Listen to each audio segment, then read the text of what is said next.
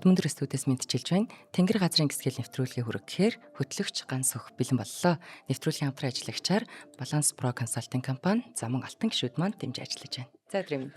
За өдрийн мэнд хүргье. За өнөөдөр ярих байгаа сэдэв бол муу ёрын 666 Лондоны түүмрийн талаар ярих гэж байгаа. За 666 гэж байгаа нь өөрөө нөгөө 1666 онд болсон учраас 666 гэдэг нь тодтоглоо.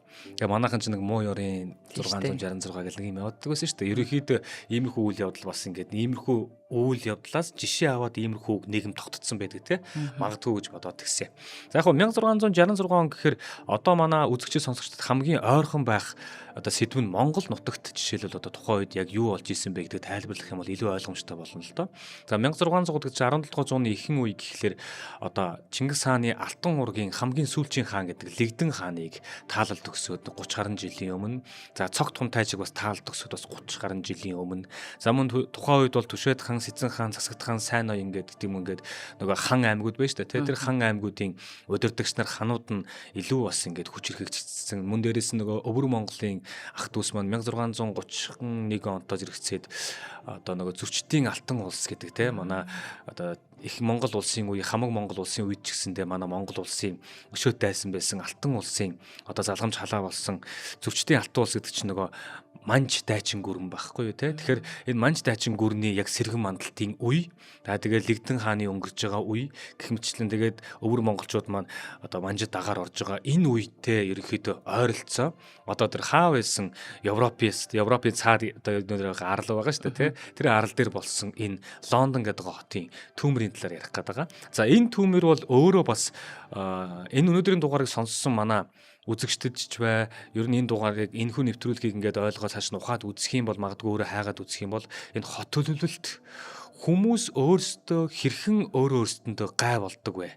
Одоо юу гэдгийг нэгдсэн зохион байгуулалт нутгийн удирдлага байдаг юм уу? Хотын удирдлага гэдэг хүмүүс ер нь юуг харж хотыг удирдах зохион байгуулдаг вэ гэдгийг илүү их тод харуулсан тийм нэвтрүүлэг болох байх.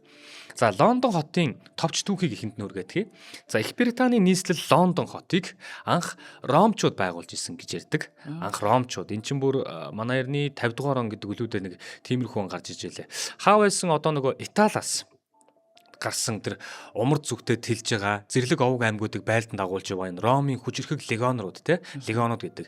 Эдгээр эцэстээ Английн хоолойг гатлаад Британийн арлуудыг эрхшээлдээ оруулж эхэлсэн байдаг. Гэхдээ Ромчууд юу хийдэг байсныг бид нар сайн мэднэ. Даралдаг, байлдаг, эсэргээрээ бас бүтээдэг ийм одоо Ром ард түмэн те. Энэ газрын Европоос хүрэлцэн ирсэн худалдаачдыг одоо буудалдаг гол газар нь Темза мөрний эрг одоо гэж хэлж болох юм. За их газрын Европоос хүрэлцэн гэсэн шүү. Одоо их газрын Европоос одоо худалдаачид очиод буудалдаг газар нь тэр Темза мөрний эрг нь байсан. Худалдаа арилж байгаа хаан бужигнжин тэнд хот үүсхийн негуртай. Ингэж л Лондон хотын суурь тавигдсан байдаг. Тухайн үед латин хэл дээр Лондон гэж нэрлэхээс өмнө тухайн үед бол Лондиниум гэдэг нэртэй байсан нь хожимо Лондон болж богиносон түүхтэй. За Лондиниум суурь нь анхандаа Ромчуудын одоо цааших байлдан дагуултын түшис газар нь болж исэн. Одоо Ромчууд байлдаж яваа тэн дээр түшис газраа хийж байгаа. Тэндээсээ цааших гадар нөгөө газар нутгууд руу байлдаж явах гэдэг шүү дээ. Тиймээс Лондоноос эхлээд Британийн арлуудын тал бүр тийшээ зам тавьснаар их нутгийн хөгжил дэвшлэн тэнд эхэлсэн гэж үздэг.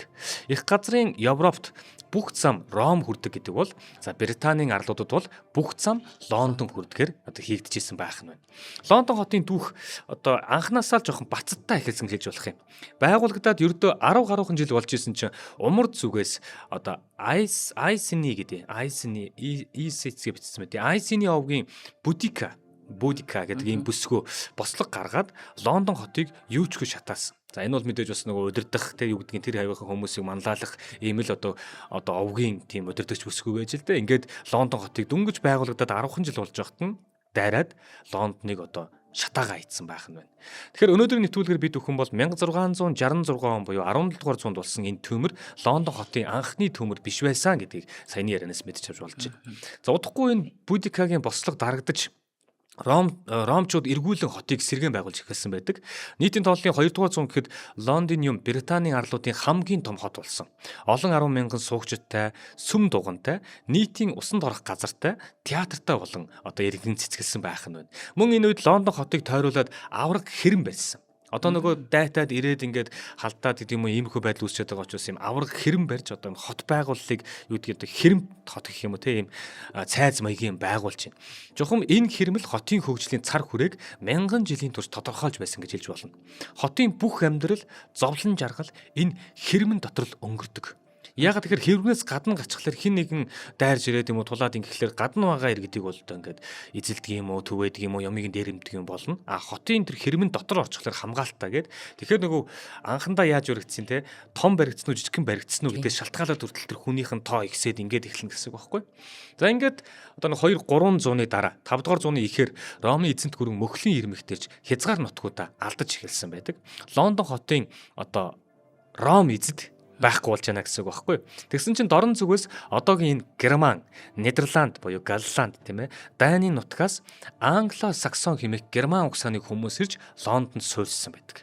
Ер нь Ромын эзэнт гүрний мөхлийн дараах үеийг түүхэнд харанхуй 100 гэж тэмдэглэсэн байдаг. Тиймээс англо-саксоны үеийн Лондон хотын түүхээс бичигдэж үлдсэн нь ховор байдаг. Тэгэхээр Ромчууд одоо Лондон сууж байхдаа одоо юу гэдгийг театртаа болоод тийм ингээд юу гэдгийг түүх бичээс юм үлдээж ирсэн бол энэ англо-саксоны үеийн Лондон хотын түүх маш бага байдаг л гэсэн үг.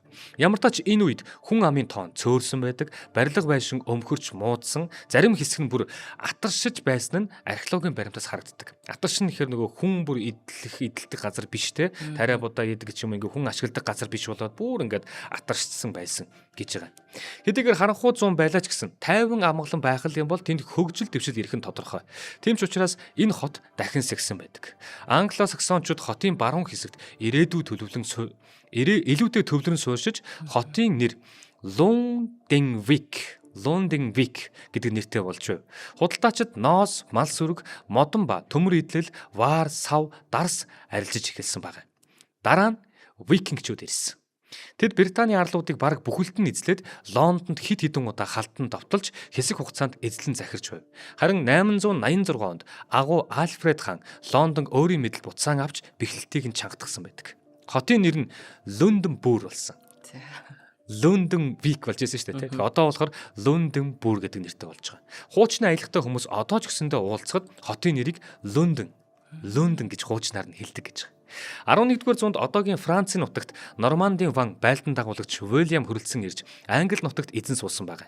За Нормандчууд Лондонд олон чухал бүтээн байгуулалт хийснийх нь нэг нь алдарт Лондоны цамхаг. Ингээд 1500 он гэхэд бараг 100 мянган оршин суугчтай хот болоод байсан байна. За ингэ байж идэл бүх цаг үед альва хотын хүн амын өсөлтийг хянах хэцүү байдаг. Нөхцөл шалтгаан нь бүрдсэн тохиолдолд хүмүүс тал бүрээс ирэх шилжилт хөдөлгөөнийг хязгаарлан хорих хэцүү байдаг. Бас хот одоо гадагшаага чөлөөтэй тэлэх бас дургүй байдаг. Яагаад гэхээр нэгдүгээрт хэрэм байгаад байна. Гадна талд нь газ уучгаад дайсны болцшгүй давталханоос эмээгээд хэрмэн дотроо л ороод идэг. Гэтэл хүн ам нэмэгдээлээдэг хэрмэн дотор ороод л идэг. Ингээд хотоос гадагшаа зам, бохрын шугам байхгүй болохоор хүмүүс хот дотор ямар нэгэн аргаар байшин барилга барьж амьдрахыг хичээдэг болсон. За тэгэхээр ингээд бөөрийн нийлүүлээд байшин бариад яваад ахлаа дахиад хүн ам нэмэгдэхээр хаана болох вэ гэхээр дээшээгээ барьж эхлэх юм байна л да. Тиймээс барьж исэн модон байшингууд нь ингээд улам шигүү болоод гудамнууд нь улам нарийнхан болоод айлууд нь дээшээгээ барьж эхэлсэн байна. Ингээд 2 давхар 3 давхар тэрийг өргөтгөхөд эхэлсэн. Тэгэнгүүт доотлын суурь нь ингээд ойрцсон ч гэсэн гудам үлдэх ёстой шүү дээ. Одоо ингээд Лондонд зарим нэг гудамнуудыг ажиллах юм бол хуучин гудамнууд нь үнэхээр хүн зүрхийн аргагүй нарийнхан гудамуд хүртэл байгаа. Тэгэнгүүт тэдний чинь ингээд гудам юм нарийнхан боловч дээв 2 давхрыг нь 3 давхрыг нь ингээд баг ингээд нийлээд ингэждэг. За иймэрхүү байдалтай бүр ингээд дээгүүрээ шахсан байдалтайгаар ингээд хүмүүс нь ингээд шигжиж амьдарч эхэлсэн байна. Зөвхөн айл өргөт төдийгүй. Энд чинь худалдаа 8 явах хэрэгтэй учраас номын дэлгүүр, алт мөнгөний дархан, дэлгүүр хоршоо, за тэгээ виски, шар айргийн цэг, талхны мухлаг, лааны цэг, уушийн газар, мөн их хэмжээний тос, давирхаа, бүс бараа агуулсан нүсэг том агуулгууд яг энэ хотод байгаа. Ямар нэгэн галт төмөр гарсан тохиолдолд Темза мөрөн гэдэг байгаа. Темза мөрний нэр дээр байгаа ш. Тэгэхээр Темза мөрнөөс ус татаж унтраах ёстой гэсэн зохицуулалттай. Гэтэл тэндээс ус зөөх зам шигүү барилга байшин болж орц гарц гэдэг юм битүүлээ хийсэн. За ингэхлээр одоо ч гэсэндээ манай Улаанбаатар хотод харагддаг шүү дээ, тий. Зарим тохиолдолд машинуудыг ингээ битүү зогсоолгүй тавьснаас болоод галт төмөр унтраах гэдэг юм онцгой байдлын машинууд ирээд тэр машинуудад тэглээд тэр нэг гал гарч байгаа байшин руу очиж чадахгүй цаг алддаг. Ингэсээр байжгаад одоо магадгүй хүний амнаас ирсчихсэн тохиолдол бас олон улсад гарч ил байсан баг те. Тэрнтэй адилхан ерөнхийдөө тэр ус зөөх тэр замд нь шигүү ингээд буугаа зохицуултгүйгээр бариад ингэсэн учраас ингээд ийм байдал үүссэн байж чи. Уул нь бол Темза мөрөн ус нь ойрхон байгаад байдаг. Гэхдээ зөөх зам нь бататай болцсон гэсэн үг. Уг нь бол Лондон тэр үед дан модон хот байгаагүй. Гал төмрийн аюулыг бодолцсон модон барилгыг цөөлж исэн. Тоосох чулуун барилгаар сольж одоо нөгөө барилгын материалыг те тоосох чулуун барилгыг оруулахыг хичээж исэн. Гэвч тоосхон барилгууч гэсэндээ шалан мод байна те хаалган мод байна цонхон мод гэх мэтчлэн ийм учраас мод орхосоор арга байхгүй. Ингээд Англи улс олон 10 жил үргэлжилсэн иргэний дайн улс төрийн хямралаас дөнгөж сэхэж байх тэр цаг үед 1-р Чарльз хаан парламентын эсрэг 10 жил байлдаад удалгүй өөрөө цааслуулсан байна. Үүнээс хойш 11 жилийн хугацаанд Англи парламентын бүгд найрамдах улс болоод хувирсан байсан. Харин 1660 онд 1-р Чарльзын хүү 2-р Чарльз дахин хаан засгийг тогтоосон. Шашны хувьд ч гэсэндээ Англикан, Пуритан, Католик гэх мэтээр олон хэсэг хуваагдсан. Мөн 1665 онд Нидерландтай дайтаж эхлээд байсан. Францтай ч гэсэндээ дайсгансан харилцаатай болоод байж байгаа. За тэгэхээр яагаад Нидерланд юм уу Голланд гэдэг энэ нэр их гарч ирээд байгаа, Франц яагаад гарч ирээд байгаа юм гэхэлэр одоо нөгөө Английн тэр арал шүү дээ, тэр арлын чинь яг нөгөө талынх нь Европын их газрын залгаа үзүүгээр байгаа улсууд нь тэр Франц, одоо Нидерланд гэдэг юм уу, тэр улсууд байгаад байгаа байхгүй. Тэгэхээр юу гэдгийг худалдаа 8-аас шалтгаалаад байдаг юм уу? Одоо тэр Дайн гэх улс байна, Нидерланд байна, за Бельги байна, Франц байна. Энэ улсууд руугаа нөгөө нэг их газар руугаа ингэхлээр тэндийг харилцаа их хэрэгтэй болдог. Магадгүй тэндээс шалтгаалаад хоорондоо ерөнхийдөө байнгын зөрчилтэй байгаад байсан байж болох юм. Тэгэхээр Францтай ч гэсэндээ харилцаа нь муудсан. Яг тэр иргэдээр байгаа улсууд харилцаа муудсан. Нөгөө талд нь Голландтай бол одоо дайтад эхэлсэн. Ингэж байж ах үе нь 1665 он болчихж байгаа байхгүй.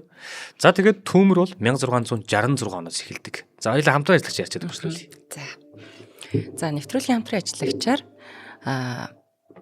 та бизнесийн анхаар бид таны санхүүт анхаарал тавь урайтай Balance Pro Consulting компани дэмжиж ажиллаж байгаа. Тэгэхээр за ямар компани ямар үйлчлэгийг үзүүлдэг юм бэ гэхээр ерөөсөө та санхүүгийн зөвлөгөө авч болно. Компани байгуулж байгаа бол одоо бизнес чинь хэр үр өгөөжтэй байх, орлого зарлагаа яаж одоо дүгнүүлэх, мэрэгжлийн хүмүүс дээр энэ тооцооллыг хийлгүүлэх бүрэн боломжтой. За бизнес чинь тулгамдж байгаа санхүү бүртгэлийн эрсдлийг тодорхойлоод өгчин. За таны бизнесийн онцлог тохирсон санхүүгийн тэр хувилбаруудыг танд санал болгоод өгнө. За санхүүгийн мэрэгчсэн хамт олон маш мэрэгжлийн хүмүүс танд одоо үйлчлэг үзүүлэх юм аа. Тэгэхээр 2023 оноос хойш одоо үндсэн 3 чиглэлээр үйл ажиллагаа явуулж байгаа эднийх.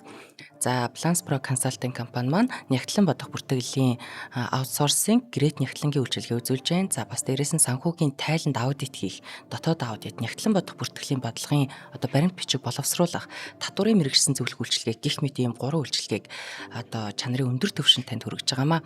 За байрлалын Сүхбаатар дүүрэг 1-р хороо Парисын гудамж Union Building B block 504 дотод байрлалтай. За холбоо барих утасны дугаар 88 тэг 4 46 38 9 88 38 утасны дугаараар холбогдож болно. Тэгэхээр та мэдээж одоо бизнестэй анхаарад ашиг орлогоо одоо маш гоё тогтвортой тэнцвэртэйгээр сайжруулъя гэвэл мэдээж мэрэгжлийн үйлчилгээ чаддаг хүмүүст мэрэгжлийн үйлчилгээг даатгах нь бол хамгийн зөв шийдвэр. Бизнесээ хөгжүүлнэ, балансаа хөтлүүлнэ гэсэн үг юм. За баярлалаа. Balance Pro Consulting те бизнесээ хөгжүүл. Тэгээд бизнесээ хөгжүүл. За одоо энэ дэр гоё яриагаа би яг тэр яриаг нь мартах гэсэн. Би нөгөө нэг яг энэ голд гараад байгаа мэдээллүүдийг хараад байгаа байхгүй. Аж ахуй нэгж бизнесээ хөгжүүл, балансаа хөтлүүл гэдэг урайтай юм байна те. Balance Pro Consulting. Баланс гэдэг чинь одоо тэнцвэр мэдээ тиймэрхүү зүйл шүү дээ тий. Айгүй хэрэгтэй үйлчлэг байна шүү дээ. Аудитын тайлан гэх мэтлэн тий. Энэ тайлан гэдэг юм баланс энэ юмуд дээр үнэхээр одоо юу гэдэг хүн олон талын чадвартай байх албагүй шүү дээ. Одоо жишээлбэл би нэг нэвтрүүлгийн зохиол судалгаа энэ талаагаа ингээ явж идэл нөгөө талдаа намайг тайлан гаргаа эсвэл нөгөө нэг тооцоогоо яа эсвэл баланс чи юу болж байгаа юм энэ дэрийг гэхлээр надад айгүй хэцүү байдаг байхгүй. Гэтэл надад угаасаа тийм чадвар байхгүй бол нэгдүгürt би энэ хүмүүсээс зөвлөгөө аваад сурж болж байна. Нэг бол үнэхээр тэр хариуцдаг чаддаг хүмүүст энэ ажлыг даатгаж болж байгаа байхгүй. Яг үнэ. Ер нь бол нөгөө дөнгөж байгууллагад үйл ажиллагаа явуулж байгаа компаниудын нөгөө татварын өрөнд орох тэрийг тооцоолохгүй байснаас татварын алдан өрөнд орох одоо тооцоо буруу алдагдах гэх мэт эрсдэл үүсэхгүй тул анханаас нь бүх юмыг одоо зөвөр нь хийхийг эднэр маань айгуу гоё зохицуулж өгөх юм. За баярлалаа. За баярлалаа та бүхэндээ. За ингээд 1666 нөгөө Айхтар он. Айхтар 666 гэдэг тоотой он дээр ирж байна. За тэр 100 бол бүр нохоо гаслам халуун 100 болсон гинэ. За хавар хайлсан цаснаас хойш чиг амсаагүй. Модон дээврүүд бүрэн хатцсан. Ингээд байгаль өөрөө юу гэдгийг цаанаасаа бүх эрсдлийг ингэж юу гэдгийг те ингээд хилээд өгөөддөг. Тэрийг нь бол хүмүүс таньж мэддэг бол тэрнээс өмнө урьдчилж гэдэг юм уу ямар нэг юм хийх юм л те. Тэгэхээр одоо маш халуун 100 болсноос болоод нэг хавар хайлал цас ингээд хайлаа дээврийнх нь модыг нэг жоохон чийгтэй болгосноос хойш битүү нар гарчихлаар нөгөө модыг ингээд бүр хатаагаад наранд уугах нь холдгүй болтол нь тэгэж хатаагаа ийдсэн юм байна. Тэгээ Лондон хотод Темза мөрний эрэг орчимд пудингийн гудам гэж байдаг. Пудин гэдэг байдаг шүү дээ. Тэгэхээр пудиний гудам гэж байгаа юм. Тэр гудам болохоор тэр гудамд нь Томас Фаринер гэж нэг хүн нарийн бовны цех ажилладаг байж л дээ. Түүний гол үүрэг нь юу вэ гэхээр хааны усан флотын хуурай хүнсийг бэлтгэх. Британи улс дөнгөж далайн гүрэн болж эхэлж байсан болохоор тэр цех ямар их ачаалттай ажиллаж байсан төсөөлөгдөж байгаа. Ягаад тэгэхээр нөгөө Британи улс чинь далайн хүчрхэг том флоттой болохгүй зорьдсон. Дээрээс нь Галланта дайн эхэлж гисэн те. Тэгэнгүүт тэр нөгөө тэр флотыг тэр чигт нь юу гэдгийг талхаар нь юм хангадаг байсан ийм цех гэсэн үг. Тэгэхээр тэр цех чинь бол тэр флотыг хангах хэмжээний хэрэг чинь маш тасалтгүй ажиллагаатай ийм цех байх гэдэг. Тасалтгүй ажиллана гэдэг нь юу вэ гэхээр магадгүй тасалтгүй гал түлнэ л гэсэн үг байхгүй. За тэгсэн чинь 9-р сарын 2-ны орой Фаринер гэж энэ хүн пишэндээ нүүрс хийж хагаад одоо асаагаад галсан байгаа юм л та. Гэтэл нүүрс хийгээд пишэн рүү нүүрсийг асаагаа гарцсан чинь пишэнгийнх нь амаар нь цог үсэрсэн баг. Зөвхөн нэг цог үсрээл тэр орчимд хөглөрж исэн зомгол дээр унаал тэндээс гал эхэлсэн байдаг. Хувь хүрээ байсан модон тавилга одоо юу гэдгийг те тэр дороо дөрвөлзөн шатаж эхлэх нь тэр. За Фаринер утаа өнөртөн сэрж охиноо дагуулад нөгөө нэг барилгууд нь ягаав дээд давхраараа ингээд бөөр өөрөөр нийлцсэн шүү дээ. Дээд давхраараа дамжаад гудамжны эсрэгтлийн байшинд орчиж байгаа. Тэгсэн чинь хөгшин хөл муутай зарц эмхтэй одоо байшингаас гарч чадахгүй байсараад түүмрийн анхны хохирогч нь болсон байна. За гэхдээ эхэндээ энэ түүмэр тийм онц аюултай санагдаагүй мэт байдаг. Ягаад тэгэхээр 17-р зуунд баг санг түүмэр одоо тэнд гарах нь бол энгийн үзэгдэл гэж бодож ирсэн. Дүүргийн цагдаа нар ирээд төмөрийг газар авахуулахгүй тулд ойр орчмын барилгыг нураах шийдвэр гаргаж ийн гинэ. Тэгэнгүүт төмөр авалцаад эхлэнгуут нь ойр орчмын барилгыг нураачих юм бол нэгсэндээ цурманд хийчих гэдэг байгаа байхгүй. Ингээд гарах гэдэг. Тийм зурус гаргаж байгаад ингээд унтраач гэсэн шийдвэр гаргаж ийн гинэ. Тэгээ энэ асуудлыг яахаа мэдэхгүй тэгээ ярьж идэл нөгөө нэг амьдарч байгаа өөрийнх нь байшин савг унгаахж байгаа бол тэр хүмүүс чинь юу гэж л нураалгаа байх вэ те. Тэгээд хэрүүл гараад эхлэхгүй юу. Тэгэнгүүт л за тэгвэл энэ асуудлыг хотын даргаар шийдүүлээгээд хотын дарга руу мэдээ хөргүүлчих. Тэсэн чинь хотын дарга Томас Блудворт гэж хүн байгаа. Энэ хүн унтчихагаад дуутчихсан. Тэгээд сэрээд ирсэн. Тэгсэн чинь нөгөө ирээд харсан чинь нөгөө түүмрийг нөгөө хотын дарга нэрж харангуутлаа. Эмэгтэй хүн дээрээс нь шээгээд унтраачмал юм байна штэ. Иймхэн юмнаас болж хүний өмч сүтгэж болохгүй гэж хэлээд оошоогоо яваад өгчөж. Тэгэхээр нөгөө эргэн тойронд нь байсан барилгуудыг нураагаад юм уу байшингуудыг нураагаад зогсооё гэж хэлснийг нь болиулчихж байгаа байхгүй. Нойроо харамлсан хотын дарга гэртээ болцсны дараа Түмэр Тенза мөрний дагуу өмнө зүгт харахж эхэлсэн. Үүр цайхан алдад бомбын хид хідэн агуулга дөрвөлдсөн шатаж эхэлсэн. Тос, давирха, нүүрс, мод, спирт зэрэг асар шатамхай бараа материал бүхий нөгөө агуулгуудад гал хүрээд цаанаасаа ингээд улам өрдөгдөөд тэгээс хаашаа явчихж байгаа.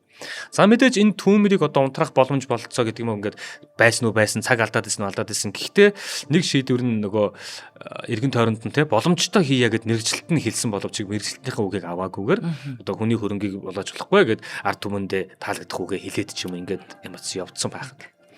За тэгтэл нөгөө салхи гэдэг зүйл чинь өөрөө тэр зүг рүү одоо түүмрийг эргүүлж өгсөн байх юм л те. Лондонгийн гүүрний доор нэгэн том хүрд байдаг байсан гинэ. За энэ хүрд яадгийн гэхээр голын усанд эргэж идэг юм хүрд. Тэгээ том хэмжээтэй. Тэгээ ингээд хүчрхэг одоо эргэлдээд ингэхлээр нөгөө нацаасууд нь ингээд ажиллаад хотыг усаар хангадаг тийм том хүрд байгаа байхгүй. Гэтэл нөгөө түүмэр чинь яах ихийн зургу нөгөө модон юм дамжиж явсараад нөгөө модон хүрдэндээ ч очоод тэр модон хүрд чинь тэр зэгтээ ерөөсө чатаад уусчихлээ. Ингээд ерөнхийдөө гал түүмэртэй тэмцэх усгүй Лондон болж байгаа байхгүй. Лондон. Ингээд 9-р сарын 3-ны өглөө гэхэд дорны хүчит салхинд туugдсан төмөр баруун зүг дахиад харахж эхэлсэн. Гал төмөр тодорхой хэмжээнд хүрсэн үедээ галт шуурга хэмэх үзэгдэл болон хувирдаг. За энэ үзэгдэл яадгийн гэхээр төмөрт одоо маш халуун болсон агаар огцом дээшээ хөөрдөг. Тэг халаад тарж агаар чинь хөөрөх нь шүү дээ. Тэгин гутлаа эргэн тойрныхоо агаар тал бүрээс гал руу чиглэн сорогддог.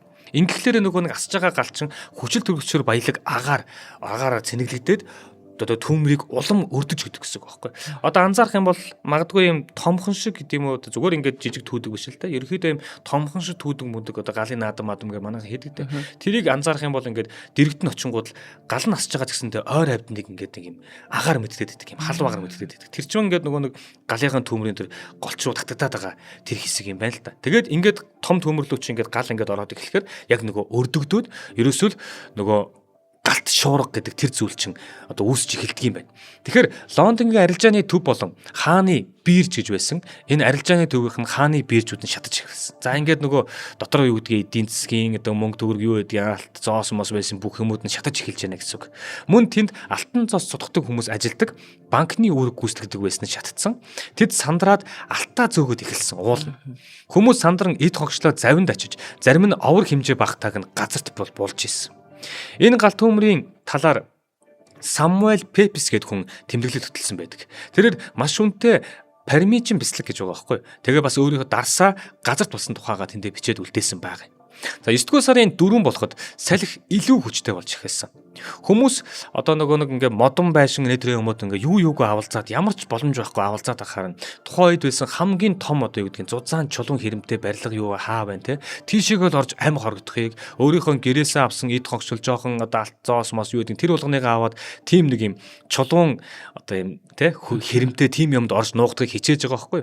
Тэр нь болохоор тухайн үед л байсан хамгийн том нь хутагт Паулын цогчин дугуй. Тэгэхээр хутагт Паулын цогчин дугуй болохоор зузаан чулуун хэрэмтэй болохоор хамгийн аюулгүй газар гэж бодоод хүмүүс гүгэд очилт. Хүмүүс сүмийн хашаанд эд хогшлоо авчран овоолж эхэлсэн байгаа. Гэтэл тухайн сүмд засвар хийж исэн гэж байгаа байхгүй. Гайгаар. Засвар хийжсэн чинь нөгөө эргэн тойронд нь тэр сүм рүү ингээд босгоцсон юм том шатууд тавьж илтэй модон шатууд. Тэгээ нөгөө модон шатууд нь юу юугийн зургуул галд авалтцсан байгаа. Тэгсэн чинь модон шатаараа дамжаад төмрийн зүгээс янз бүрийн материал хийсэн ирээд нөгөө барилгын чин шат чин галд авалтсан байх нь улмаар сүмийг бүхэлд нь нөмөрсөн. Ядаж итл сүмийнхаа дээврийг нөгөө хар тугалах гэж бодчих тээ. Хар тугалгаар хийцсэн байж. Тэгэн гут хар туулах чинь өөрөө Цельсийн 327 хэмд хайлдаг. Гэтэл нөгөө нэг одоо агаараар ингээ хүч төрдсөн байгаа тэр хүчтэй одоо галт шуурхта тэр төмрий чинь одоо хим 1000 хэмд хүрж исэн гэдэг. Ер нь хүрнэ гэдэг байхгүй. Тэгэхээр нөгөө нэг хар тугалган дээврий чинь бол хайлуулна гэсэн үг. Тэгэхээр одоо энэ 17 дугаар зуун гэдэг чинь энэ үед чинь бол одоо мэдээж шашны талаарх ойлголт сүсэгтэн итгэлтэн хүмүүс маш их байгаа штэ. Тэгэхэд нөгөө хүмүүс чинь ямаа аврах гад бүгд гэгэн Паулын цогчин дугуй руу давхиад гүгээд ирсэн чинь урдаас нь аимшигтай дүр зэрэг өгтөж байгаа байхгүй.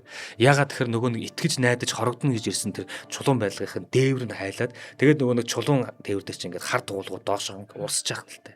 Одоо энэ дүр зэрэг бол одоо ерөөсөө бид нар бурхны шийтгэлийг хүртэж чинь юу гэдгийг бурхан уйлж чинь юу гэж боддгийг те тэр бүх шашны дээр юмтайгаа итгэл өмчлөлтөйг холбоол ойлгоно шүү дээ. Тэгэхээр маш аимшигтай дүр зэрэг ер нь бол байсан байх нь байна.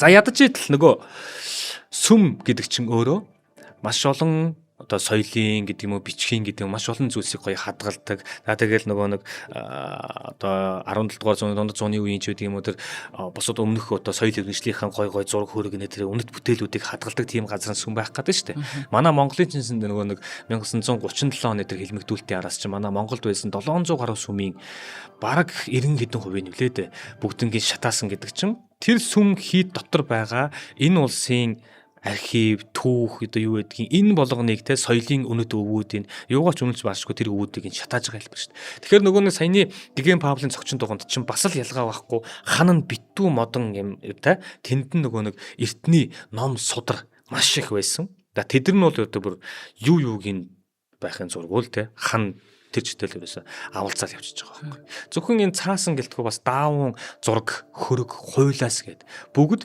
түүмрийн төлшин болсон байгаа юм. Төмөр тархсаар чип сайд гээд одоо дүүрэгт хөрсөн байна л да. Энэ бол Лондоны хамгийн одоо гол худалдаа 8 явдаг гол зах байдаг дүүрэг. Энэ дүүрэгт нь бүр ингээд тус-тусд нь ингээд худалдааны гудамууд нь тус-тусд нь гэхээр нэлээд том газар байсан юм шиг байна. Талхны гудамж гэж байгаа, сүүний гудамж гэж байгаа, зөгийн балны гудамж гэж ингээд тус-тусдаа бүр гудамжуудтай болохоор нэлээд том зах байсан ойлгомжтой баг тийм. Бас энд бас нөгөө нэг худалдаа 8 нэ тэр юмтай ойрхон дээрэс нь бас амьд таатай орчин байсан юм да. Баячууд нь голчлон амьдардаг хаалга цонхон хүртэл алт мөнгөн шармал хүрээтэй эрдний чулуун шигтгээтэй тийм байшингуудтай. За энэ дүүргийг бол төмөр нөгөө нэг юу гэдгийг байгалийн гамшиг гэдэг чинь хөгшин байна уу, залуу байна уу, хүүхэд байна уу, тэ одоо баян байна уу, ядуу байна уу, юуг нь хамаарахгүй бүгднийг аваад оддог гэдгийн нэг жишээ бол яг энэ дүүргийг Түмэр юучгүй хуйхлаад өнгөрсөн гэдгээ. За ингээд 9 дугаар сарын 5-ны өдөртөө золголоо. За Түмэрийг өрн зүгт тууж байсан дорны хүчит салхи азар намдсан. Мөн цэргүүд Түмэрийн замыг тосоод байшин барилгуудад дартай торх оруулж хагаад дэлбэлээд тэгээд нөгөө нэг энэ явж байгаа галлын дундуур юм таслах зурус үүсгэсэн байгаа. Тэгэхээр нөгөө нэг шатаа дараагийн байшин руу орохыг нь төлөвлөж урд нь очиод тэр байшиныг дэлбэлээд одоо нэг байшингаас нөгөө байшин руу дамжих тэр зайг болиулж байгаа хгүй. Ингээд нэг юм таслах зурусыг үүсгэсэн байна. Ингээд зүүн зүгээс үлээх салхихгүй баруун зүг тархах төлшгүй болсон учраас Түмэр эцэст нь цурамд орсон байгаа. За тухайн үед хотын ихэнх хэсэг нь Темза мөрний хойд талтай байдаг байсан. Түмэрд хойд хэсгийн 80% буюу 436 га газар сүйтсэн. 13200 байшин барилга, том жижиг нийлсэн 87 сүм, худаг Павлын цогчин дугуйн, хааны бирж, худалдааны 44 агуулга шатсан. Цогчин дугуйн бүр сэргээгч аргагүй шатсан байсан тул балгасыг нь тэгшилж хагаад дахиж барьж эхэлсэн байдаг. 100 мянган хүн орон гэргүй болсон. Орчин үеийн тооцоогоор бол яг 10 сая фунтын хохирол учирсан гэж тооцдог. За энэ бол 17 дугаар зууны үеийн Английн хувьд эдийн засгийн маш том цохилт. Яг одоогийн ханшин шилжүүлэх юм бол бид бүхэн доллараар бодох юм бол 1.5 тэрбум ам доллартай тэнцэх хэмжээний хохирол учирсан байх нь. За яг энд эргүүлээд ийм том одоо ингээд Түмэрээс те ганц яг нэг сайн гэж хэлж болохоор шүү заяа. Сайн гэж болохоор одоо мэдэн гэх юм бол албан ёсны бүртгэл мэдээгээр Түмэрт ердөө 6 хүн асуусан гэдэг. Тэгэхээр нөгөө нэг гал аажмаар явсан зогсоох боломжтой байсан гэдэг юм уу ийм гэдэг юм уу тэгэл одоо эцэстээ авсан арга хэмжээл тэр бол таарж ин л та. Тэгэхээр Түмэрийн тархалт бол удаан байсан. Хүмүүс Түмэрийг зогсоож байр сав эд хөрөнгөө л хамгаалж чадаагүй болохоос биш амь насаа хамгаалахд бол асуудалгүй байсан гэж үзэж байна. За ийм зүйл болно шүү дээ тий. Одоо хоёул өмнөх дугаар дээр ярьсан да. Одоо ингээл цас хайлаад ч юм уу ингээл нэг өмнөх дугаар дээр ярьж байлаа шүү дээ. Цасан шуурга болоод инглээ гэд. Тэрний араас мэдээж шууд улс төрийн хямрал те ямар нэгэн байдал золгодог. Энд чинь нөгөө нэг улс орон эдийн засгийн хувьд маш том хохирол үлээж байгаа. Ийм хэцүү байдалд орчиж байгаа учраас. Тэгэн гол нөгөө ядарсан, цөхөрсөн, гэр оронгүй болсон, үр хөвгтөө алдсан, өлсөн ард түмэн яадаг вэ гэхээр удирдах байгаа хүмүүсээс аврал хайдаг. Нөгөө хэд нь дөрвтойхон зохицуулт хийж чадаагүй, эсвэл тэр нөгөө гамшигаас өмнөх бэлтгэлд муу байсан бол тэр иргэдийн уур бухимдал хаашаа асдаг вэ гэхээр төр засаг руугаа барьж байгаа хүмүүс рүүгээ одоо чиглэдэг те. Тэгэн гол буруутныг одоо хайж эхэлнэ шүү дээ. Энэ Түмэрийг хэн тавьба.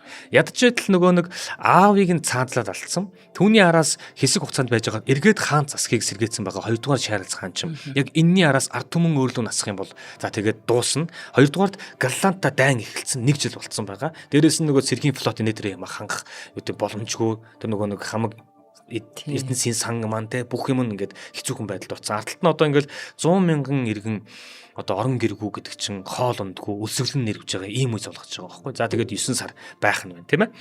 За ингээд нөгөө гал авалтсан одоо талхны цехийн нөгөө эзнийг ямар ч ихний ээлжинд буруутан болгож байцааж барьсан баг. Тэгсэн чинь нөгөө Фаринер гэдэг байгаа тэр талхны цехийн эзэн чинь болохоор өөрийгөө буруугүй гэсэн мэдүүлэг өгсөн байдаг. Ямар нэгэн санаандгүй байдал осол эндэгдлээс болж гал гарсан байх учиргүй гэж тэр хэлсэн. Одоо манахаас ямар нэг юм болоогүй л гэдэг. Хүүхдүүд нь ч гэсэндээ үүнийг баталсан мэдүүлэг өгсөн байна.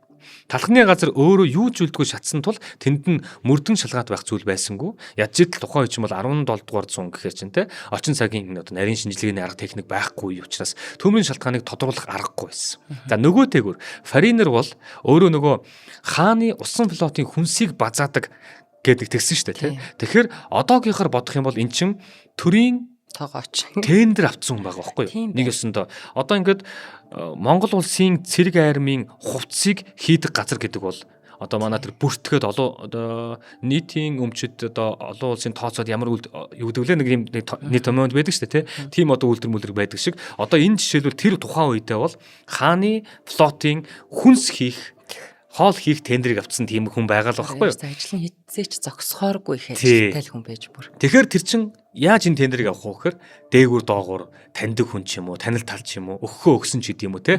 Иймэрхүү ямар нэгэн орооцолтонтой нэг нэгнийгээ чирж унах гадах магадaltaй ч магадгүй байхгүй. Тийм болохоор Фаринерийг ямар нэгэн байдлаар дахиж нөгөө нэг шүүжинэ тэрэ болж яллаагүй байгаа байхгүй юу? Тэдний байшингаас гарсан ч гэсэндэ. Гэвч хэлгэнсэн ард иргэдийн аманд одоо хэнийг хайж өгөх вэ гэдэг асуудал нөгөө удирж байгаа нөхдүүдийн толгоонд буудаг. За эдгээр яасан бэ гэхээр ямар нэгэн буруутан гаргаж ирэхгүй бол тэдний санаа амрахгүй юм байна. Тухайн үед Англи улс Нидерландтай нөгөө дайтад 1 жил болцсон байсан. Бас өөрөө нөгөө католик шашинт улсуудтай зөрчилтэй байгаа. Ягаад гэхээр өөрсдөө протестант байхгүй юу. Тэгэхээр нөгөө католик шашинт улсуудтайгаа зөрчилтэй байгаа. Тэгэхээр үүнийг дайсны хорлон сүдэх ажиллагаа гэж харах магадлал болно. Иргэдийн хувьд ойлгох юм бол айгүй өндөр байгаа. Иргэдийн дунд тим яриа дэгдэх юм бол дайн улам гүнзгийрнэ. Бүр эвгүйдэх юм бол Францтай нэмээд шинэ фронтоор дайн дэгдэгч аюул үүсчихэд байгаа. Голландтай байлдж байгаа, хажуугаар нь Францтай байлдчих магадгүй. Энэ үед хоёрдугаар Чарльз хаан үүнийг хүсэхгүй байгаа. Ягаад гэх юм бол тэр жигтэй бүр ингээд улс орноо алдах хэмжээний тим эрсдэл гарах учраас. Энд Европын улсуудын зөрчлийн талаар бас нэг сонирхолтой зүйлийг ярих нь зүйтэй.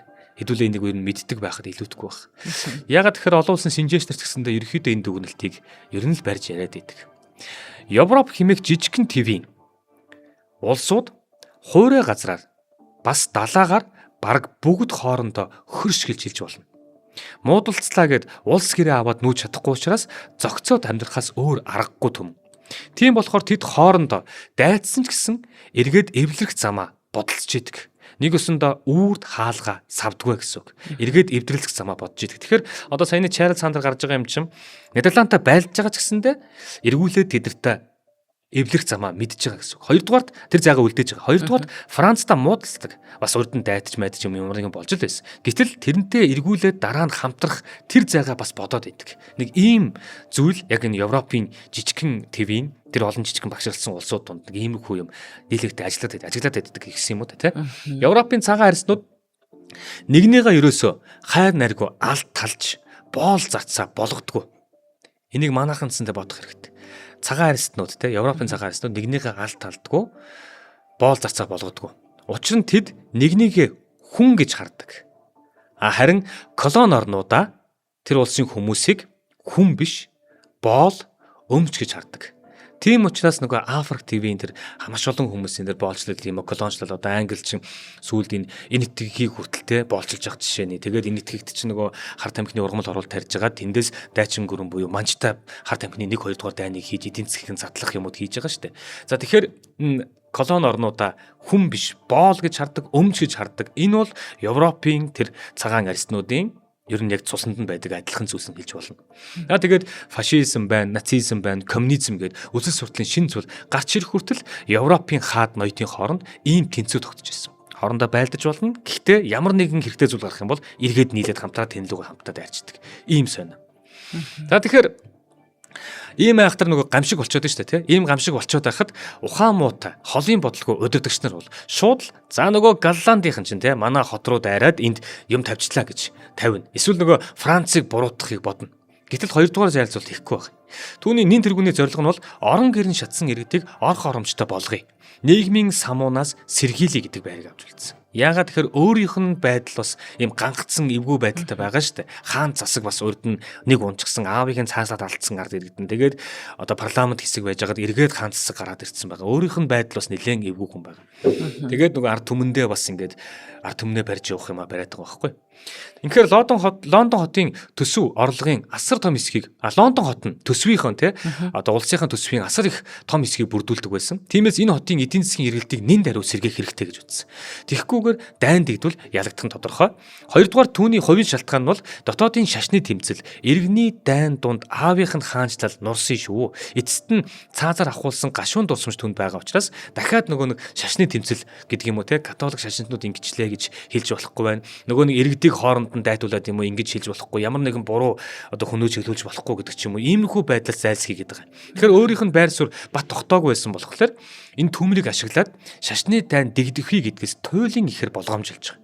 За ийм үйл явдалд одоо ийм нөхцөл байдалтай байж исэн чинь нэг хачин үйл явдал болж байгаа. Яг одоо энэ төмөр юунаас болоод яаваа яваа гэж итэл 26 настай Роберт Хьюберт гэдэг хүн гарч ирдэг. За энэ хүн болохоор би Лондон хотыг шатаах нууц явуулгыг үйлдсэн 23 хүний нэг нь гэж сайн дураараа хэрэгэ хүлээсэн байна. За Стивен Пьядло гэдэг одоо хүний бэлдсэн тэр дар хөхөр хольж бүтээсэн галт бөмбөгөөр түүмэр тавьсан гэж тэр өөрөө мэдүүлсэн байна. Гэтэл түүний мэдүүлэгт одоо үнэмшиж болохооргүй зүйлс олон байсан гэдэг нь дараагийн хүмүүс мань олж харж байна л да. Тэр галт бөмбөгийг талхны газрын цонхоор шидсэн гэж мэдүүлж ирсэн байна тухайн үед. За. Гэтэл нөгөө Фаринерийн өгсөн мэдүүлгээр болохоор талхны газар нь цонх байхгүй ийм гэдгийг хэлж ирсэн байгаа. Тэгтэл нөгөө нэг нөхөр гарч ичаад би талхны газрын цонхоор нь энийг шийдсэн юм а гэж яриад идэг. За тэгээд цагдаа нар цааш шалгаад үзсэн чинь Роберт гэдэг тэр 26 настай залуу чинь би Шведээс усан онгоцоор ирсэ. Тэгтээ бүр төмөр гарснаас ирсэн гэж хэлсэн байгаа. Тэгсэн чинь нөгөө чинь шалгаад үзсэн чинь төмөр гарснаас 2 хоногийн дараа ирсэн бол таарж байгаа. Роберт гал тавьсан байх ямар ч боломжгүй гэдэг нь олон баримтаар нотогдоод байхад түүнийг олонний өмнө дүүжлэн буруутаа гэд хороцсон байна. Роберт жухан хэн байгууд нь одоо хүртэл сонирхолтой. За магадгүй зарим хүмүүс одоо тайлхтай. Тэр католик биш. Протестант хүн. Тэгэхээр шашны хувьд нэг гэсэн үг. Тэгэхээр нөгөө католикууд тавьсан гэдэг юм уу, ийм хүмүүс тавьсан гэд хэлчих гэхээр буруутгаж болохгүй байгаа байхгүй. Адилхан протестант буюу одоо би жишээлбэл Бурхны шашинтаа бухны шашинтаа ирнэсэ бухны шашинтаа хүн аваачаад юу гэдгийг те нөгөө олон төмний мөргөл өргөдөг газар шийдэх юм уу, тэр газар нь очиод төмөр тавьчих юм бол нөгөө хүмүүс чинь энийгээ бас хараахгүй л да. Яг гэвэл адилхан хүмүүс. Тэрний оронд тим шашны нөхөр ирээд шатаацсан гэдэг их юм бол тэрнийгээ шууд зөвхөд бэлэн байгаа тим үе байхгүй. Тэгсэн чинь энэ хүн нь католик биш, протестант хүн байгаад байгаа адилхан.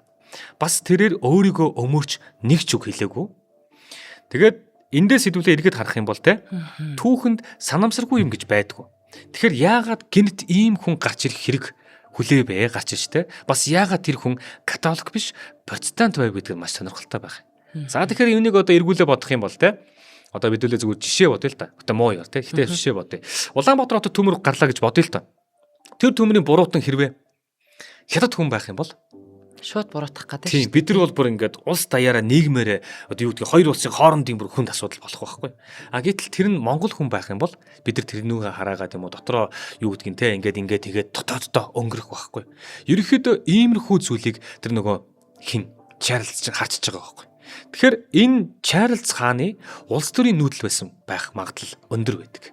Ямар ч эрүүл ухаантай хүн өөрийнхөө эсрэг мэдүүлэг өгч одоо тэгээд бүр сүулдэ очиод дүүжтүүлж явах юм те. Энэ нь 2 дугаар Чарльзын нүүдэл байсан нь хожим болсон үйл явдлаас харагдана л та. Тэгэхээр зүгээр түүхэнд санамсаргүй юм байдгүй гэдэг чинь саяны энэ жишээнээс ер нь харагдаж байгаа байхгүй. За хоёулаа хамтран ажиллагч ярьчиад үргэлжлүүлье. За тэгээ. За нэвтрүүлгийн хамтран ажиллагчаар алтан гишүүдээ бас хүндэтгэлтэйгээр дурднаа. Тэгэхээр од мөндөр энэ улиралд 6 сууг болж өргөжин тэлээ та бүхэндээ илүү олон нэвтрүүлгүүдийг илүү олон суугаар зэгцтэй хүргэхээр одоо сэдвүүдэд батлаад ажиллаж байна. Тэгэхээр нэг нэвтрүүлгийг та бүхэн маань 100 хүрэхгүй төгрөгөөр үнэлээд биднийг жилдээ нэг удаа дэмжих боломжтой байдаг. Тэгэхээр шинжлэх ухаан таны мэдхийн сувг одоо түгээн дэлгэрхийн үлсийг л та дэмжиж байгаа юм шүү. Тэгэхээр өмнө нь нэг ийм яриа гарсан нөгөө янз бүрийн гишүүнчлэлээр одоо дамжуулаад өөр юмд хамруулах ч юм уу тийм юм байдгүй гэсэн. Одоо манай алтан гишүүдийн хувьд ерөөсөө тийм юм байхгүй. Бид одоо ойн арга хэмжээнд өндөрлбөргүй ерэн спорт арга хэмжээ хамтдаа мод тарих ч юм уу иймэрхүү үйл ажиллагаанд байхаас биш энд одоо ямар ч улс төрийн ч юм уу те ямар нэг юм дэлсүүлдэг ийм юм байхгүй шүү гэдгийг бас дурдхан зүйтэй байх. Тэгээд бид мэдээллээ нэвтрүүлгүүдэд та бүхэндээ 6 суугаараа хүргэж эхэлсэн. Тэгээд одоогоор хүмүүс маань жоох очроо болохгүй аль нь од өндрийн аль нь тренерийн гэдэг ингээд ах шиг энэ одоохондоо тийм байна жигдрэх байх. Тэгээд үргэлж дэмждэг алтан гишүүдтэй баярлалаа гэж бас хэлье. Тэгээд хэрвээ та алтан гишүүн болж амжаагүй байгаа бол алтан гишүүн болох одоо бас аргын зааж өгье. Худалдаа хөгжлийн банкны 94,000 аян дугаартай 4191 тэг 4518 гэсэн од мөндөр таны мэдхэн сууг эзэмшигчтэй дансруута 100,000 төгрөг хийгээд за гүйлгийн утган дээр Монголд байдаг бол утасныхаа дугаарыг гадаад байдаг бол Facebook нэрээ бичээд ингээд манай менежерүүд тантай холбогдсноор алтан гишүүд гэсэн хаалттай группт оруулах юм аа. Орснороо та нэвтрүүлгүүдээ одоо бэлтгэл явц бүгдийн лайваар шууд үзэн YouTube-д орохоос өмнө үздэг байгаа. За ер нь хамгийн гол утга нь бол та шинжлэх ухаан таны мэдхүйг түгээн дэлгэрхэд нэг нэвтрүүлгийн ард маш олон ажил явж байгаа. Тэр болгонд та бас хувь нэмрээ оруулж байгаа юм шүү. За баярлалаа алтан гишүүдтэй. За баярлалаа. За одоо өргөжлүүлээд хэдүүлээ. Саяны энэ болоод байгаа тэр өөрийгөө гарч ирээ зарлаад те юу гэдгийг хамаг хэрэг бурууг өөр дөрөө аваад дуусгачихж байгаа энэ хүн маш хурдан хугацаанд гаргасан шийдвэр байх гэдэг чинь маш хурдтай яваад ингээд баг нөгөө нэг шүүх шинжилгээнийх нь ажил нь явж амжаагүй байтал нөгөөний чи авчиад ард иргэдийн өмнө гаргаж дүүжлээд өөр ингээд ийм зохион байгуулалтаа юм авчиж байгаа байхгүй. За энэ бол 2 дугаар Чарльзын хувьд улс төрийн нүүдэл байсан гэдэг нь ойлгомжтой байгаа. За хэдийгээр Англи, Францын одоо хооронд те дайны байдалтай гэдэг юм жоохон харилцаа муу байгаа боловч хоёр улс хоорондоо одоо юу гэдгийг аль нь хохирол бас Англи Галланд шүү. Англи Галландын дайн байдал эхэлсэн байгаа боловч хоёр улс хоорондоо аль алиндаа бас хохирол үзүүлчихсэн те жоохон цуцчихсан ийм яриа. Тэгээ дээрэс нь инхийн яриа хэлцээр бас яригадад эхэлсэн. Одоо дайнаа зогсооё гэдэг тиймэрхүү юм яригадад эхэлсэн байгаа тэр үе. За жилийн дараа гэхэд энэ Бредагийн хилэлцээр гэдэг энэ болохоор Галландын Бреда хотод болсон одоо Англи Францын гэдэг үлээ Англи Галланд гэж бол хоорондын дайныг бас ямар ч хамтдаа дуусгах гэдэг юм уу тийм нэг гэрээ байгаад ийдэг. За Англи Галландын баха. Тэгэхээр энэ гэрээ бас нэг Бредагийн гэрээ гэдэг байдаг. Тэгэхээр одоо саяны түүмэр гаснаас жилийн дараа Бредагийн гэрээд хийгдээд тэгээд дайн зогссон байдаг. Тэр байтугай 5 жилийн дараа гэхэд нөгөө англичм Францтайгаа нийлж хагаад нөгөө инхийн гэрээ байгуулсан байсан Галланд руугаа дахиад дайрцсан. Тэгэхээр энэ үйл явдлуудыг харахаар сая тэнд маш яралтай энийг юу гэдгийг Франц тал руу ч юм уу эсвэл Галланд ч гэдэг юм иймэрхүү буруу өгөхгүйгээр тэрүүхэнд нь ямар ч нэг иргэний дайман болохгүйгээр өөрийгөө тогтвортой авч үлдэх гээд хийцэн нь ерөнхийдөө түүний улс төрийн нүүдэл байсан байна гэдэг. Энэ араас нь болоод байгаа үйл явдлуудаа тодорхой болоод байгаа. За ер нь бол түүмэрт хэрвээ Француудыг Францыг буруутгасан бол инхий хилцээр болохгүй байсан ч гэж мэднэ. Хоёр улсын айрам хоорондоо байлдах бол нэг асуудал. Гэтэл Францын 14-р Луи хааныг террорист гэдэг байдалтай болгочих юм бол бүр өөр асуудал болчих юм. Англи Франц хоёр байн хоорондоо байлдаг боловч илүү аюултай дайсан гарч ирэх юм бол нийлээд нөгөө дайсантайгаа байлждаг ийм улсууд. Дэлхийн 1-2 дугаар дайн бол түүний жишээ. Тийм ч учраас 2 дугаар чарльз Францтай эвлэршгүй дайсан болох алхмыг хийгээгүй. Францын талаас ч гэсэндээ Англиг хазаасан дээр нь нудрах увайгүй үйлдэл гаргаагүй гэдэг. Харин ч 14-р Луи хаан түүмийн хохирогчдод тусламж үзүүлэх саналыг 2 дугаар чарльзын ээж Хенрита Марияд тавьж байсан гэдгээ. Харин үүнийг боломж гэж харсан хүн бол Галландын удирдагч Йохан Дэвид гэдэг хүн байгаа юм. Ягаад гэхээр түүмэр гарахаас ердөө 1 сарын өмнө Английн усан онгоцууд Нидерландын нэгэн чухал боомтод довтлоод худалдааны томоохон флотыг нь шатаагаад нэг тосгоныг үнсээр нь хийсгэсэн байсан. Шатж байгаа хөөрхий тосгоныг харсан Английн далаачид манай адмирал сайхан түүдэг асаажээ хэмээн баясжсэн гэж ярьдаг. Гэтэл ердөө тэр үйлдэлээс нь 1 сар хүрэхгүй хугацааны дараа өөрсдийнх нь нийслэл хот нь үнс болж байгаа юм тэр багхгүй. Үүнийг мэдээж галланчууд харахтаа болохоор бурхныг эсгээл та нар өөрсдөө манай тосгоныг шатаасан флот юм шатаасан түүний чинь хариу гэж харж байсан. Түүмрийн эдийн засгийн хохирлоос болоод 2 дугаар чарльзын сан хөмрөг хоосорсон нөгөө хүчрэхэг болох гэсэн флотоо байнгын үйл ажиллагаатай байлгаж чадахгүй болсон байсан. Сүрлэг том хөлгүүд тэнгис далбаа татахын оронд боомтуудад хөглөрч одоо нөгөө ажиллагаагүй болж эхэлсэн. Галландын домогт адмирал Мишель де Ройтер гэж хүн байгаа. Энэ болохоор Темза мөрнийг өгсөд Английн флотын зүрхэнд нь яг энэ үед худаг дүүсэн гэж болно. Тоогоор цөөсөн бас бэлтгэл муутай байсан Английн далаачдыг өвс шиг харгасан байна. Эзэнт гүрний бахархал болсон энэ Royal Charles гээд баатар хөлөг байгаа. Энэ хөлгийг нь тэгээ чирээд аваад утсан.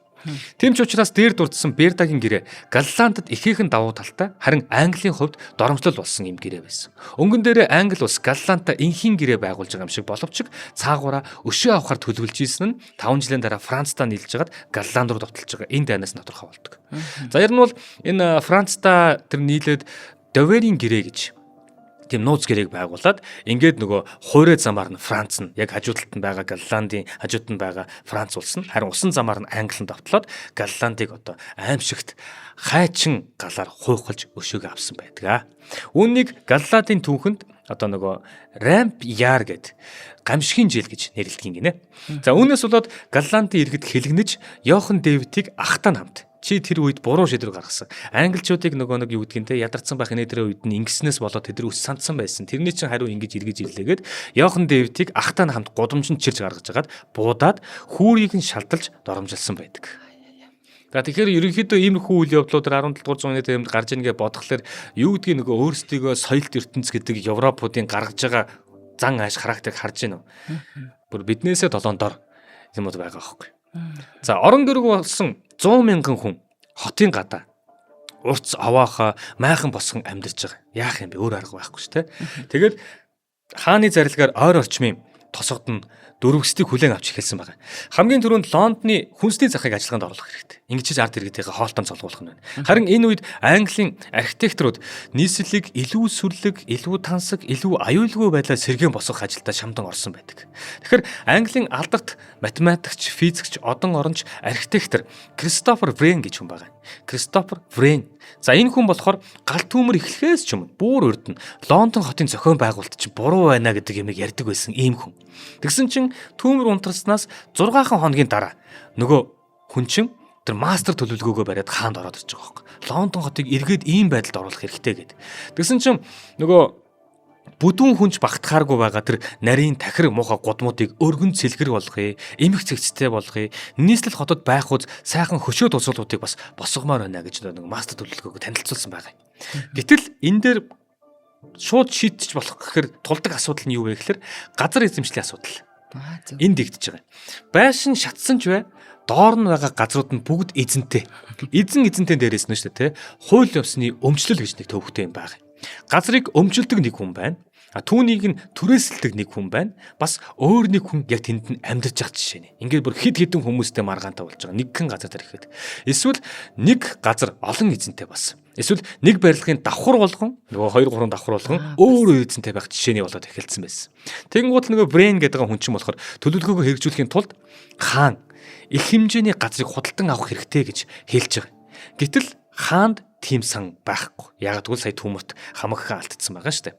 Бас энэ асуудал дээр удаан маргавал иргэдийн нөгөө уур бухимдал дийлдэхийн аргагүй болно. Тийм болохоор сэргээн босголтыг яг урд нь ямар байсан тэр хിവэрэнд гүйцэтгэх шийдвэр хаан гаргацсан байна.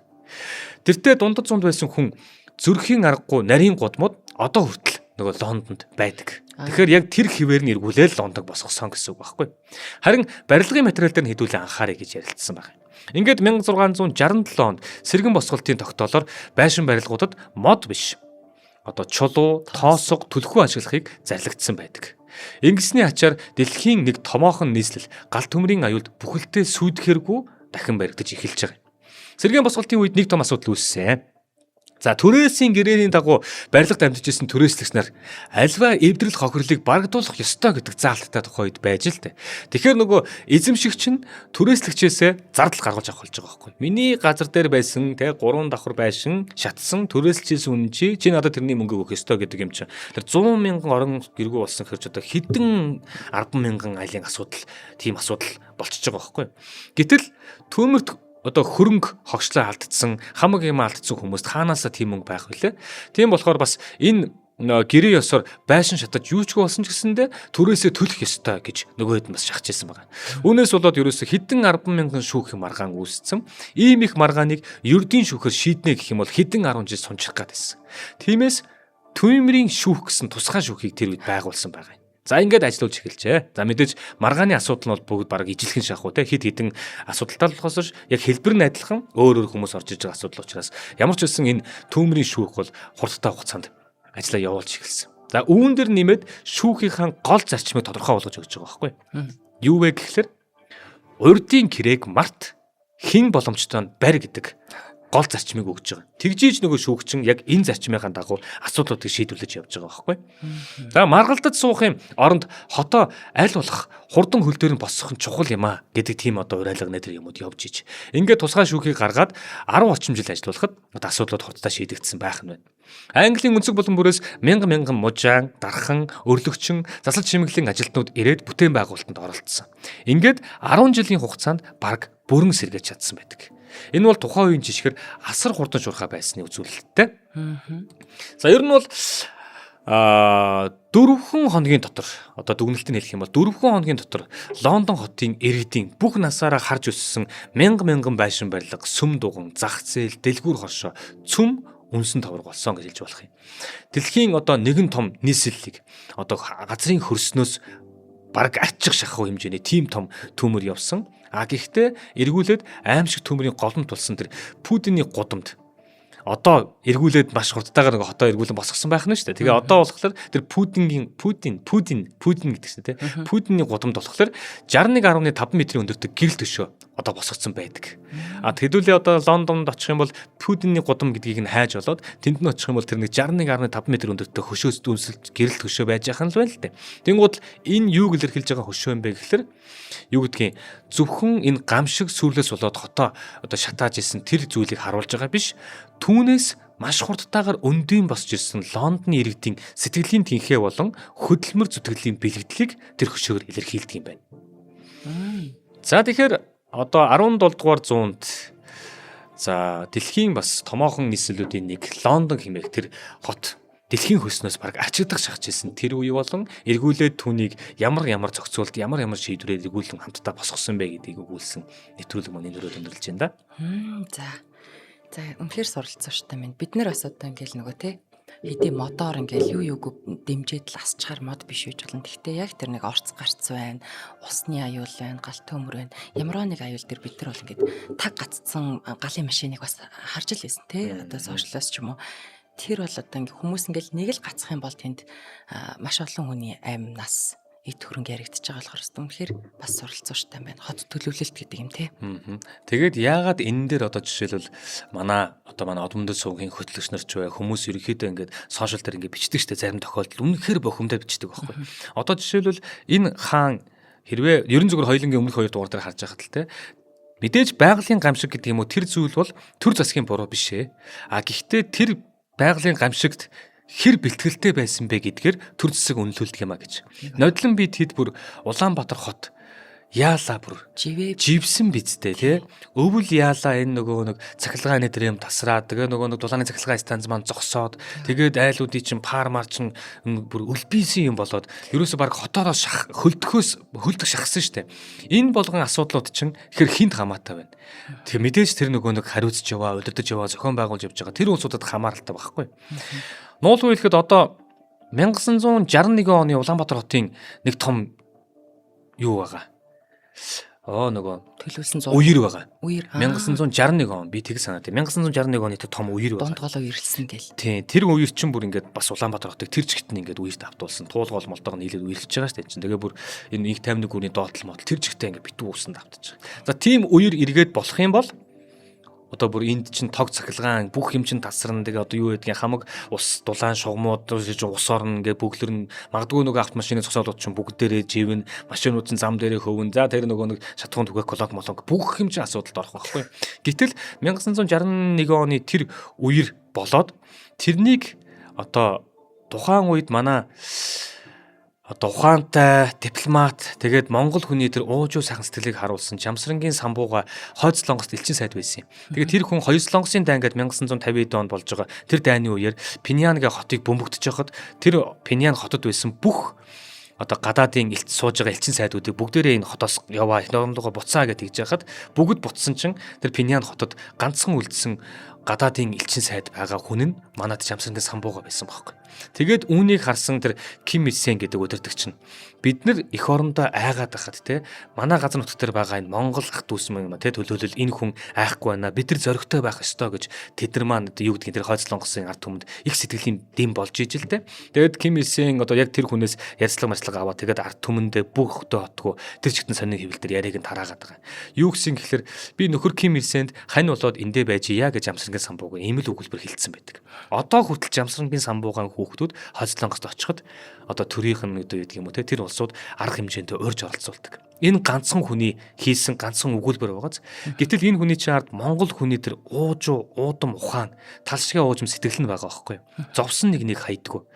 Үүнийх нь хариуд энэ үйлдэлийнх нь хариуд тэр 1961 онд Улаанбаатар хотод үер болоход нь Хойд Солонгос яг энэ асуудлаар нэрж байгаа байхгүй юу? Яагаад тэгэхээр одоо энэ Улаанбаатар хотын хойгоор байгаа том одоо үерийн даланг хамтдаа байгуулах ажилд Хойд Солонгосын ард түмэн тухайн үед нөгөө нэг юу гэдгийг багж хэрэгсэл техник нэтэр ямаар ажиллах хүчээр ингэж бид бүхэнтэй хамтарч энэ том үерийн даланг босгосон байдаг. За тэгвэл одоо нөгөө амдлалын хөшөө гээл гэдэг юм уу те тим юмны дурсгалт гэрэл төшөө Булган аймагт Аазтай хоёрд орохоор том хэмжээний юу босголоо гэдэг үлээ нэг юм босголоо. Тэгэд энэ зүйлсээ яагаад тэгвэл энэ хаа байсан 60 хэдэн оны үерийн далан дээр яагаад одоо хүртэл томруулж хийхгүй байна. Ийм юмуудыг мэддэг учраас юу гэдгийг тэр хүмүүс чинь сошиал дээр бухимдаад ийм зүйл рүү анхаараач ингээч наад нэг тим одоо юу гэдгийг гэрэл төшөө ийм нэг юмнууд хаалгууд ийм юмнасаа татгалзаач болооч гэдэг шалтгаан чинь ийм учиртай байхгүй. Тэгээ бид нар яг энэ үерийн асуудлаас болоод нуулгүй хэлэхэд Улаанбаатар хотод бид нар хичнээн олон хүүхдийг энэ газар унтсан байсан тэр цохилгааны утаснаас болж алдлаа. Тэр нэг усны шугамд задраад тэр хүүхдүүд те нэг айлын 3 хүүхэд тэр тогны асуудлаас болж яаж өнгөрлөө. Ийм юмуудыг бид нар өдөр болгон туулсаар байдаг байж Тэгэл нэг баяр болохоор те юу гэдгийг тэд нар нэг гарч ирээд үг хэлээд баяр хүргээл алга тушаал тэр нэг социализмын үеэс салаагүй байгааг л ер нь бас заримдаа айгүйх мэдэрдгийн шүү. Бас л ингээд буцалчих гал шүү те. Тийм яг үнэ. Саяхан одоо тэр нэг юунд нөгөө нэг юм газар нөгөө нэг цоолж өрөмтлөг хийдэг юм нэг хүүхэд нас барж байгаа нэг чинь саяхан дахиад энэ Ховд аймагт лөө те нэг хүүхэд өөд болж байна гэж байна. Тэгэл тэр Бид нар ийм учраас бухимдахгүй яах юм бэ заримдаа те. Тэрийг хинд ярьж хэлэх ёстой мэдээж иргэний хариуцлага байгаа. Газар хувь хүн болгоны урд утгах хариуцлага байгаа. Гэхдээ ямарваа нэгэн зүйл болоход тэнд хэрхэн бэлтгэлтэй байдаг вэ гэдгийг улс орон үдирч байгаа улсууд болно те. Тэр улсуудад хамаатуулж бодхоосоор харахгүй байхгүй. За нэвтрүүлэг энэ үрээд өндөрлөө. Баярлалаа. Бид бас сурвалжтай маш их юм их сонслоо. За ингээд од мөндөр студиэс та бүхэндээ Тэнгэр газрын хэсгийн нэвтрүүлгээ хүргэлээ. Нэвтрүүлгийн хамтран ажиллагчаар Баланс Про консалтинг компани мөн Алтан гишүүд маань дэмжиж ажиллалаа. Дараагийн нэвтрүүлгээр уулзъя. За баярлалаа.